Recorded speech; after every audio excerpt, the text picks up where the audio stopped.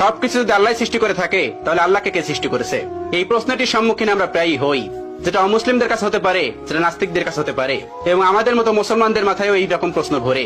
এই প্রশ্নটির উত্তর আমি আপনাদেরকে দিয়ে দিব ছোট্ট একটা ঘটনার মাধ্যমে। তো চলুন শুরু করা যাক সেই ঘটনাটি। একবার ইরাকে সমস্ত নাস্তিকের একত্রিত হলো এবং সেখানকার সমস্ত আলেমদের ডাকলো এবং বলল, তোমরা যদি আমাদের 4টা প্রশ্নের উত্তর দিতে পারো তাহলে আমরা ইসলাম ধর্ম গ্রহণ করে নেব, আমরা মুসলমান হয়ে যাব, আমরা নাস্তিক থাকবো না। তারপর সকল আলেমরা বলল, ঠিক আছে, তোমাদের প্রশ্ন 4টি করো, আমরা প্রশ্ন উত্তর দেওয়ার চেষ্টা করব। নাস্তিকদের প্রথম প্রশ্ন হলো, আমরা তো এখন সবাই এখানে উপস্থিত আছি, তাহলে আল্লাহ তাআলা কি করছেন? এটিই ছিল তাদের 1 নম্বর প্রশ্ন। তাদের 2 নম্বর প্রশ্ন, আল্লাহ তাআলা গোটা পৃথিবীকে কিভাবে পরিলক্ষিত করে, কিভাবে তিনি গোটা পৃথিবীকে একা পরিচালনা করেন? একা দেখা তো সম্ভব না, তিনি কি করে একা এগুলো পরিচালনা করেন? এটি ছিল তাদের দ্বিতীয় প্রশ্ন।